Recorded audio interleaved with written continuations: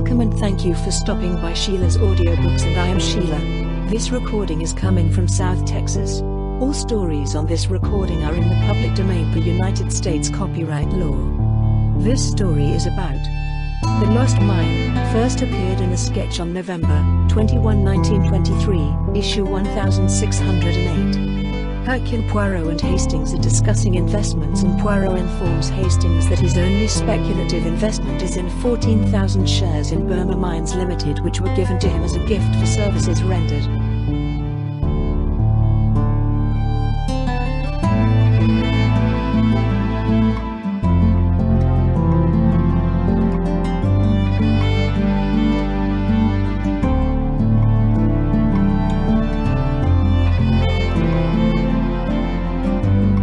The Lost Mine. I laid down my bank book with a sigh. It is a curious thing, I observed, but my overdraft never seems to grow any less. And it perturbs you not? Me, if I had an overdraft, never should I close my eyes all night, declared Poirot. You deal in comfortable balances, I suppose, I retorted. £444, 4 and 4pence, said Poirot with some complacency. A neat figure, is it not? It must be tact on the part of your bank manager.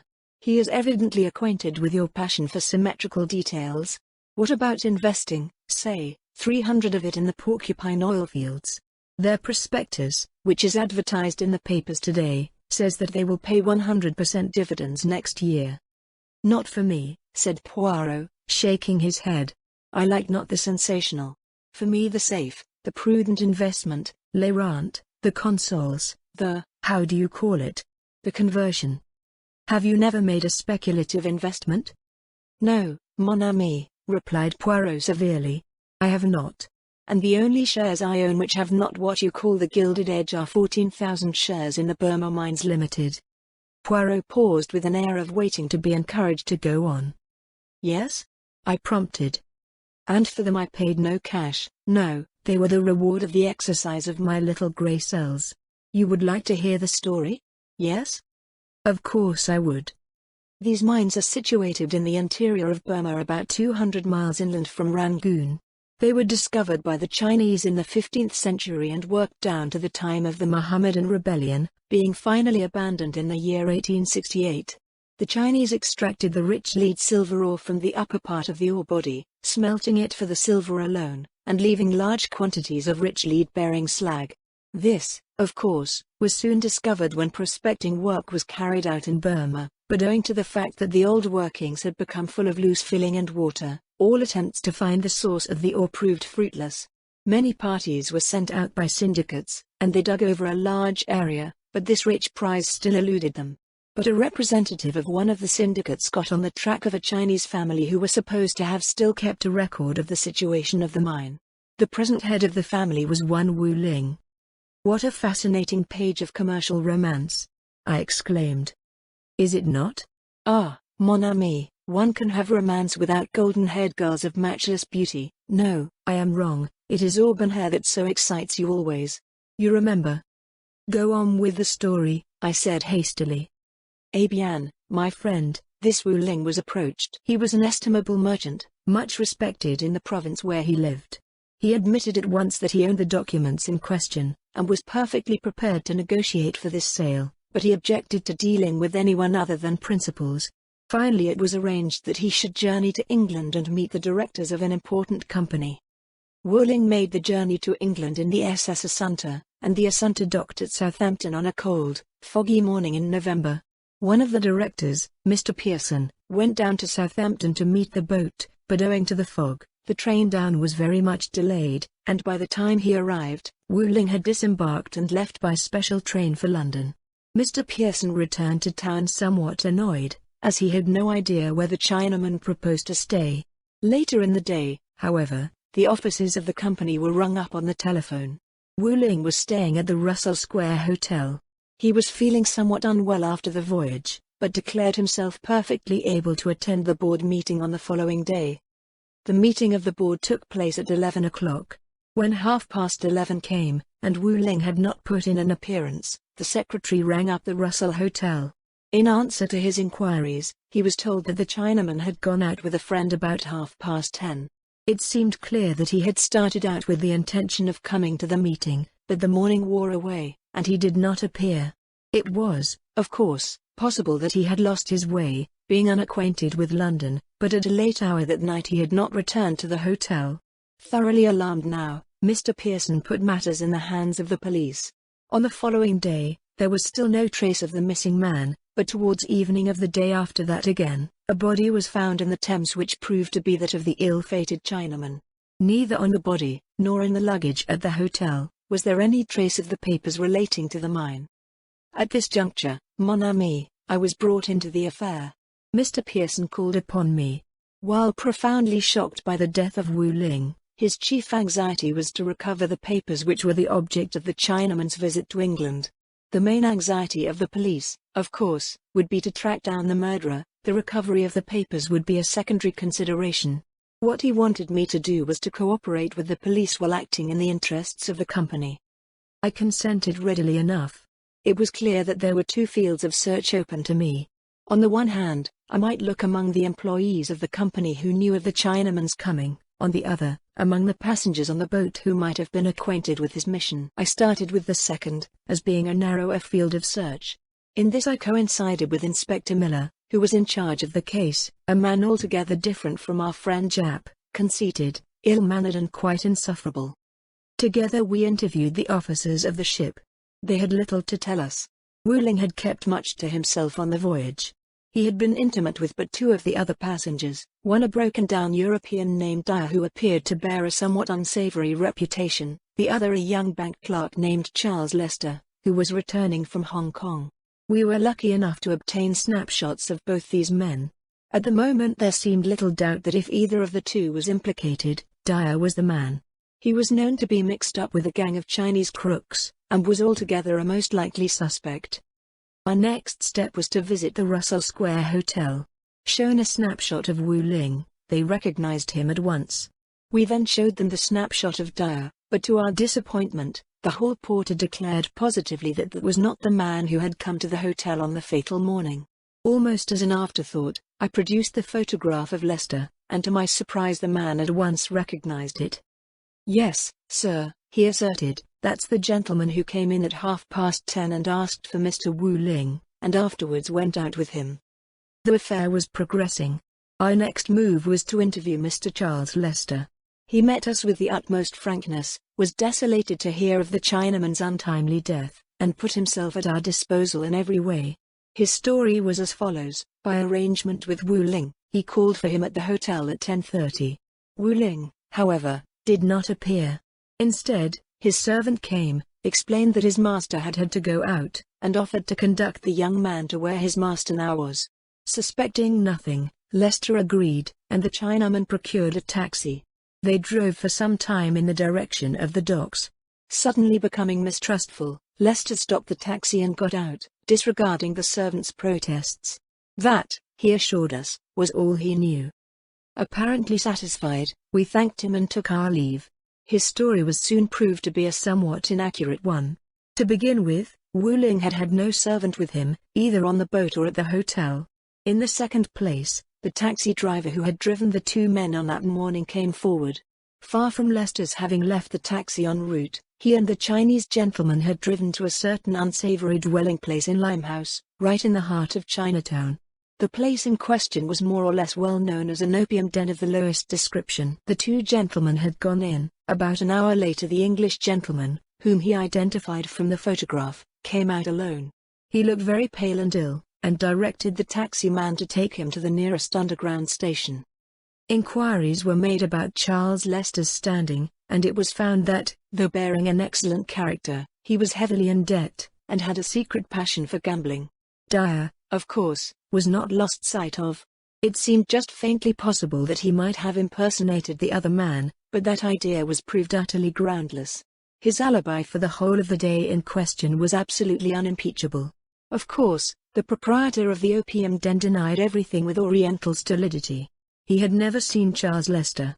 No two gentlemen had been to the place that morning. In any case, the police were wrong. No opium was ever smoked there. His denials, however well meant, did little to help Charles Lester. He was arrested for the murder of Wu Ling. A search of his effects was made, but no papers relating to the mine were discovered. The proprietor of the opium den was also taken into custody, but a cursory raid of his premises yielded nothing. Not even a stick of opium rewarded the zeal of the police. In the meantime my friend Mr. Pearson was in a great state of agitation. He strode up and down my room, uttering great lamentations. "But you must have some ideas, M. Poirot," he kept urging. "Surely you must have some ideas." "Certainly I have ideas," I replied cautiously. "That is the trouble, one has too many, therefore they all lead in different directions." "For instance," he suggested. "For instance, the taxi driver. We have only his word for it that he drove the two men to that house. That is one idea. Then, was it really that house they went to? Supposing that they left the taxi there, passed through the house and out by another entrance and went elsewhere?" Mr. Pearson seemed struck by that. "But you do nothing but sit and think? Can't we do something?" He was of an impatient temperament, you comprehend. "Monsieur," I said with dignity, "it is not for Hercule Poirot to run up and down the evil-smelling streets of Limehouse like a little dog of no breeding. Be calm. My agents are at work." On the following day I had news for him. The two men had indeed passed through the house in question, but their real objective was a small eating house close to the river. They were seen to pass in there, and Lester came out alone. And then, figure to yourself, Hastings, an idea of the most unreasonable seized this Mr. Pearson. Nothing would suit him but that we should go ourselves to this eating house and make investigations. I argued and prayed, but he would not listen. He talked of disguising himself. He even suggested that I hesitate to say it, should shave off my moustache. Yes, Ria Kesa. I pointed out to him that that was an idea ridiculous and absurd. One destroys not a thing of beauty wantonly. Besides, shall not a Belgian gentleman with a moustache desire to see life and smoke opium just as readily as one without a moustache? Eh bien, he gave in on that, but he still insisted on his project. He turned up that evening. Mon Dieu, what a figure! He wore what he called the pea jacket, his chin, it was dirty and unshaved, he had a scarf of the vilest that offended the nose. And figure to yourself, he was enjoying himself. Truly, the English are mad. He made some changes in my own appearance. I permitted it. Can one argue with a maniac? We started out. After all, could I let him go alone, a child dressed up to act the charades? Of course you couldn't, I replied. To continue, we arrived. Mr. Pearson talked English of the strangest. He represented himself to be a man of the sea. He talked of lubbers and forecastles and I know not what. It was a low little room with many Chinese in it. We ate of peculiar dishes. Ah, Dieu, mon estomac. Poirot clasped that portion of his anatomy before continuing. Then there came to us the proprietor, a Chinaman with a face of evil smiles. "You gentlemen no likey food here," he said. "You come for what you likey better. PC pipe, eh?" Mr. Pearson, he gave me the great kick under the table. He had on the boots of the sea too, and he said, "I don't mind if I do, John. Lead ahead." The Chinaman smiled, and he took us through a door into a cellar and through a trapdoor, and down some steps and up again into a room all full of divans and cushions of the most comfortable. We lay down and a Chinese boy took off our boots. It was the best moment of the evening. Then they brought us the opium pipes and cooked the opium pills, and we pretended to smoke and then to sleep and dream. But when we were alone, Mr. Pearson called softly to me, and immediately he began crawling along the floor. We went into another room where other people were asleep, and so on, until we heard two men talking. We stayed behind a curtain and listened. They were speaking of Wu Ling. "What about the papers?" said one. "Mr. Lester, he takey those," answered the other, who was a Chinaman. "He say, putty the mally in safety place, where policeman no looky." "Ah, but he's nabbed," said the first one. "He getty free. Policeman not sure he done it." There was more of the same kind of thing. Then apparently the two men were coming our way, and we scuttled back to our beds. "We'd better get out of here," said Pearson, after a few minutes had elapsed. "This place isn't healthy." "You are right, monsieur," I agreed. "We have played the farce long enough. We succeeded in getting away, all right, paying handsomely for our smoke. Once clear of Limehouse, Pearson drew a long breath. "I'm glad to get out of that," he said. "But it's something to be sure." "It is indeed," I agreed. "And I fancy that we shall not have much difficulty in finding what we want, after this evening's masquerade." "And there was no difficulty whatsoever," finished Poirot suddenly. This abrupt ending seemed so extraordinary that I stared at him. But where were they?" I asked. "In his pocket, tout simplement." "But in whose pocket?" "Mr. Pearson's, parbleu." Then, observing my look of bewilderment, he continued gently, "You do not yet see it? Mr. Pearson, like Charles Lester, was in debt. Mr. Pearson, like Charles Lester, was fond of gambling. And he conceived the idea of stealing the papers from the Chinaman. He met him all right at Southampton, came up to London with him, and took him straight to Limehouse. It was foggy that day, the Chinaman would not notice where he was going. I fancy Mr. Pearson smoked the opium fairly often down there and had some peculiar friends in consequence. I do not think he meant murder. His idea was that one of the Chinamen should impersonate Wu Ling and receive the money for the sale of the document. So far, so good.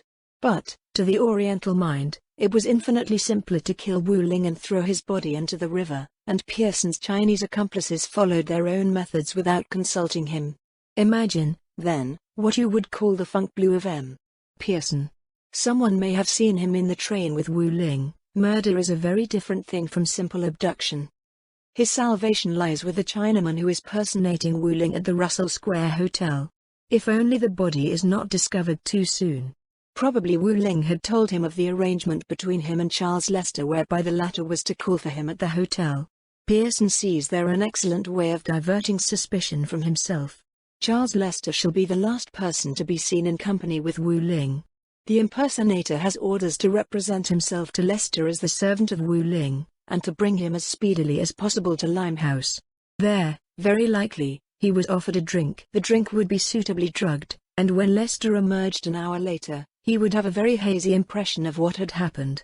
So much was this the case, that as soon as Lester learned of Wu Ling's death, he loses his nerve, and denies that he ever reached Limehouse.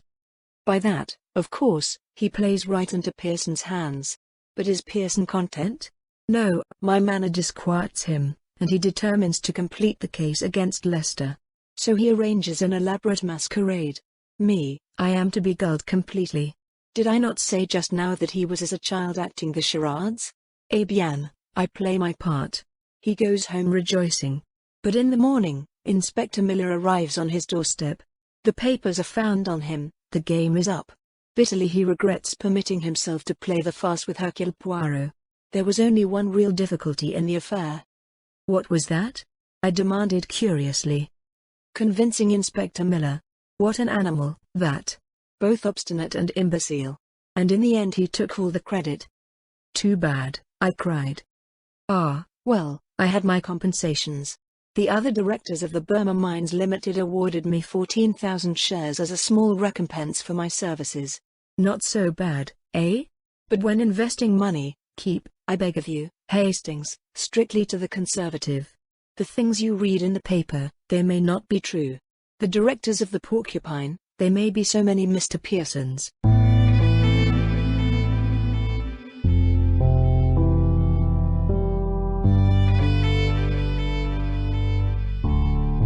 Thank you for listening to today's episode. I really hoped you enjoyed it. There will be more to come. Please subscribe not to miss out on what is next. I will be looking forward to your return. The music is by Madfan from Pixabay. To support this and other artists, go to pixabay.com. Sheila.